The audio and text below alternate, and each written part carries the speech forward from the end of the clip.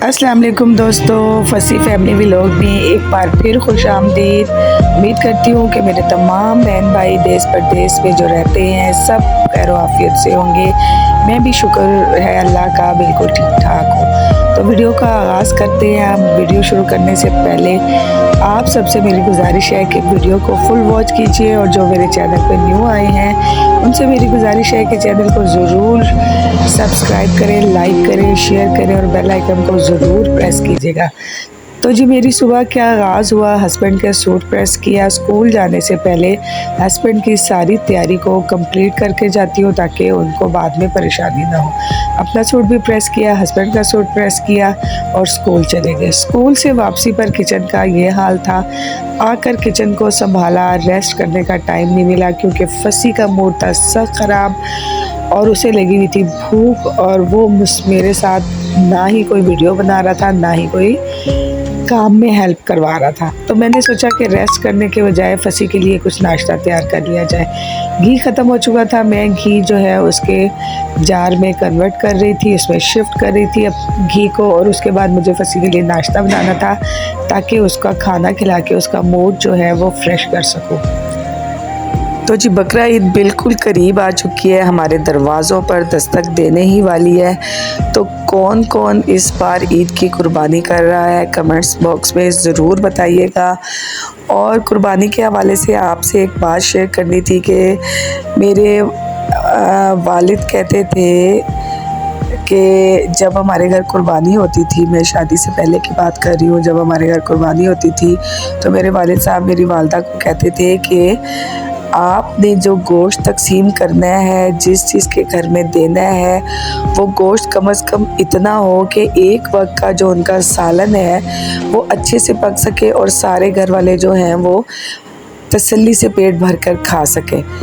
तो हमें भी चाहिए, आप लोगों को भी चाहिए कि हम लोग जब गोश्त तकसीम करें कुर्बानी का तो उन रिश्तेदारों को, उन मोहल्ले में और उन फैमिलीज़ को देखें कि जो इस कुर्बानी के गोश्त के मुस्तहिक है, जिस तरह से अल्लाह ने हुक्म दिया है, और गोश्त जो है उनको इतना दें कि उनका एक वक्त का खाना बन जाए। एक वक्त का वो खाना बना के आराम से तसल्ली से शौक़ से पूरी फैमिली आराम से खा ले। लेकिन होता ये है कि 2-3 हड्डियाँ और एक बोटी जो पाव भी नहीं होता वो शॉपरों में डाल के लोगों के घरों में, एक दूसरे के घरों में दी जाती है, जिसका कुछ भी नहीं हो सकता। ऐसे गोश्त का, ऐसे देने की कुर्बानी का कोई फ़ायदा नहीं होता।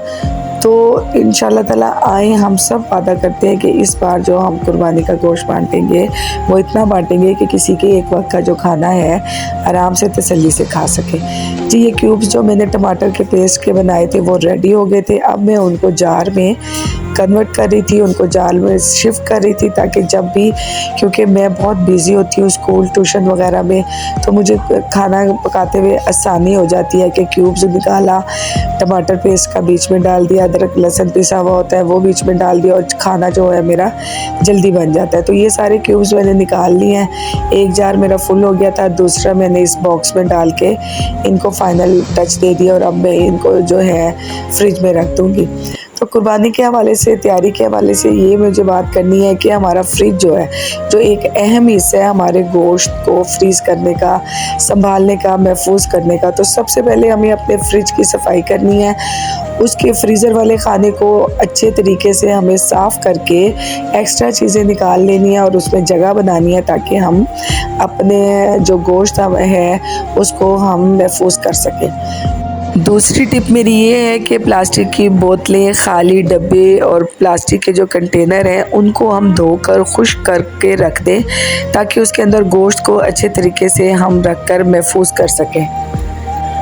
तीसरा ये कि किचन में जितने भी मसाला जाते हैं उन पर एक नज़र डाल ली जाए कि कौन सी चीज़ कम है और वो हम लेकर रख दें। अमूमन तो यकीनन सब घरों में अपने हैसियत के मुताबिक जो है ग्रोसरी हो चुकी होगी, क्योंकि ये ईद है, चटपटी ईद, मिसालों की ईद, गोश्त की ईद।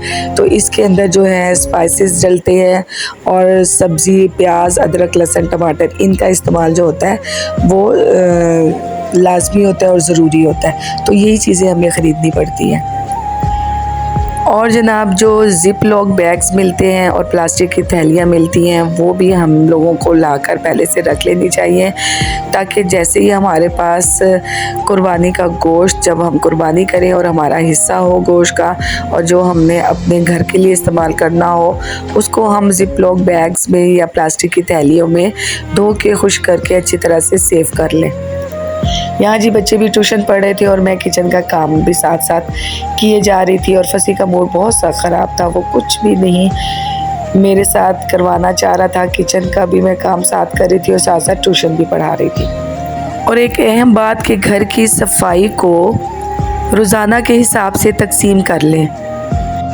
एक दिन किचन की डीप सफाई कर लें, दूसरे दिन स्टोर की चीज़ों को सेट कर लें, तीसरे दिन फ्रिज की मुकम्मल और अच्छे तरीके से सफाई कर लें। इसी तरह बाकी रूम्स भी स्टेप बाय स्टेप साफ़ कर लें ताकि सब कुछ ईद से पहले साफ़ सुथरा हो जाए। घर के कामों के साथ साथ कुछ वक्त अपने लिए ख़ुद के लिए निकालना भी बहुत ज़रूरी है मेरी प्यारी बहनों। मैं कोशिश करती हूँ कि दिन भर में थोड़ा सा टाइम अपने लिए भी निकाल लूँ ताकि इससे मेरा ज़हनी दबाव और जिस्मानी थकावट जो है वो दूर हो जाए और तवानाई जो है वो बहाल हो जाए। अगर आप भी मसरूफ़ ज़िंदगी में घरेलू काम और अपने ख़ानदान की देखभाल में ख़ुद को थका हुआ महसूस करती हैं तो ये मशवरे आपके लिए मददगार साबित हो सकते हैं। तो दोस्तों आज की वीडियो में हमने आपको मेरे रोज़मर्रा के घरेलू काम के तरीके दिखाए और साथ ही बकरा ईद की आसान तैयारी की कुछ टिप्स और मशवरे भी दिए। दुआ है कि अल्लाह ताला आपकी ज़िंदगियों में खुशियाँ और आसानियाँ पैदा करे और ये ईद आप सब के लिए खुशियों भरी ईद हो, आमीन। तो जी पुलाव रेडी हो गया मेरा, ज़र्दा भी मेरा रेडी हो गया, दोनों मेरे चावल जो हैं रेडी हो गए और इसके साथ साथ मैं चिकन शामी कबाब जो है वो पीस रही थी और उसके शामी कबाब बनाने लगी थी। और फसी साहब हमेशा के लिए मेरी मदद के लिए तैयार थे। जैसे ही उन्होंने देखा कि मैं कबाब बनाना शुरू किया है वो किचन में आया और मेरे लिए डिश उठा के लेके आया। अगर आपको फसी की ये छोटी सी हेल्प पसंद आए तो वीडियो को लाइक और सब्सक्राइब ज़रूर कीजिएगा। आपका एक सब्सक्राइब एक लाइक हमारी हौसला अफजाई करता है और छोटा सा कमेंट्स जो है वो मज़ीद हमारे अंदर तवानाई लाता है। तो मिलते हैं नेक्स्ट वीडियो में, उस वक्त तक के लिए अल्लाह हाफिज़। अपना बहुत ज़्यादा ख्याल रखिएगा। अल्लाह हाफिज़।